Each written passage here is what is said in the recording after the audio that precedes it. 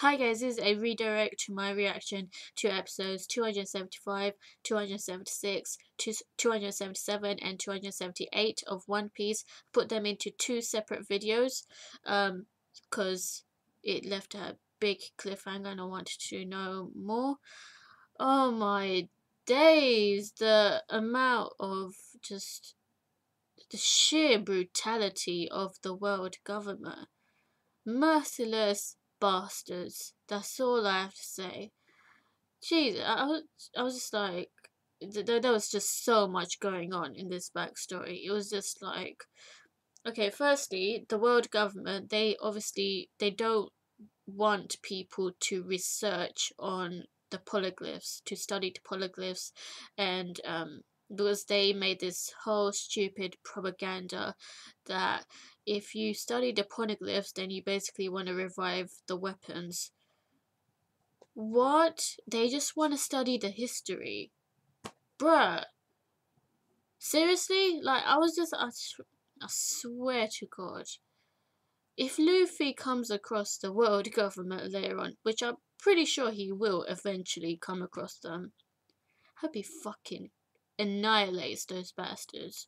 What they did to Ohara and other crimes, I just, I'm like, even if they had a good reason, like, I just don't understand. Like, the scholars in Ohara, there are a lot of archaeologists in Ohara, which is Robin's um old homeland, which unfortunately tragically got completely destroyed by the marine battleships after the Buster Call was pressed on. You know, the Golden Den Den Mushi that Spandam had, and he plans to exterminate, destroy all of Enies Lobby, basically repeating history itself, just like how Ohara got destroyed 20 years prior. And Robin was like begging him to not press the button because he'll also get annihilated too. And it's just, geez, these guys are just so ruthless. Like, I, I just felt so bad for Robin. Not only was she like, she wasn't familiar with her mom because her mom left her at a very young age to protect her, and her mom got captured by the marine forces, but she was rescued by Saulo. Saulo is the big giant that Robin rescued when Saulo left to go on the run, and he eventually came across the Ohara homeland. Um, Initially, he didn't know this was the Ohara homeland, and then Robin told him, and he told them that a bunch of Marines are gonna come and destroy Ohara, and that it's actually forbidden to study the poneglyphs.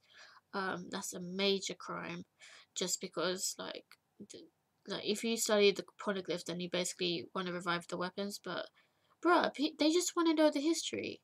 I've been saying throughout the whole freaking reaction, they are just interested in the history. They destroyed the whole entire place, and basically taking out everyone. Uh, I just, I've got no words as to how ruthless they were. All of the scholars died. The only survivor was Robin in that whole village, island. In that whole island got destroyed, and the only survivor that comes back is Robin. And we got to get to know Clover, who was one of the professors, um, one of the archaeologists there, as well as Robin's mom, Olvia, and also Saulo. I really like them three, and I don't understand. And what I really like about Saulo is that he wasn't actually brainwashed. Like, he was actually quite clever. You know, like, he knew that this isn't actually justice. It's just, they're just trying to make an excuse that, oh, if you destroy Ohara, it creates an example. It sets an example that no one else should study the Poneglyphs. And that's why it's to make people fear the world government, that if you do this, then that's what's going to happen to your island. It's basically they want to set an example, and it's just so fucked up. It's so messed up.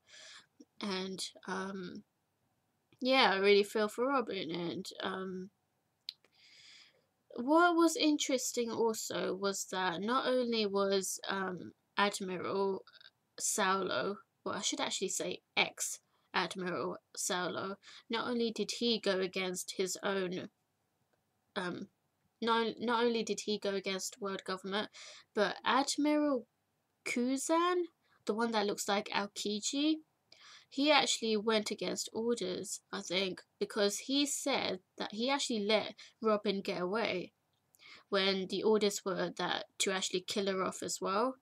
So I was like, I had to actually rewatch that bit because I was just in tears, you know, and I was, I had to like wipe my tears off. But I rewatched that bit, and it was like, even though he's actually siding with the world government technically, he knew that it was just way too brutal what they were doing.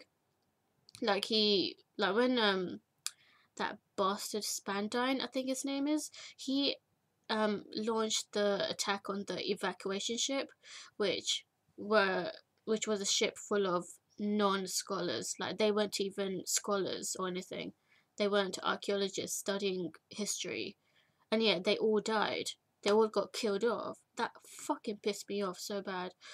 It was just, why would you do that? They didn't do anything wrong. And even if they did study the history, what's the harm in that? I don't get it. I honestly don't. And also, so he actually let Robin get away. In fact, he left like a whole ice path so that she can easily get away. So it was still like very hard for Robin afterwards. Like, everyone just shunned her because the bounty was released. So her bounty was 79 million. If you find her, then kill her, or let the Marines know. Let the Marines know if you find her. And so basically everyone shunned her for it. And it was so sad. It's so sad. Absolutely tragic. What happened to Robin? Like, if something like that happened in real life, that person would probably have some serious psychological issues, like PTSD and stuff. Yeah, they would, because it's just so bad to take in all that. Anyway, I think this is like the longest thought process review thingy. This was a great backstory though. I'm not like dissing it or anything. It's so like, it's a lot to take in, and it's really sad, but it was one of the best backstories to give to someone, to a character. What were your thoughts about these episodes? Let me know, and stay tuned for more.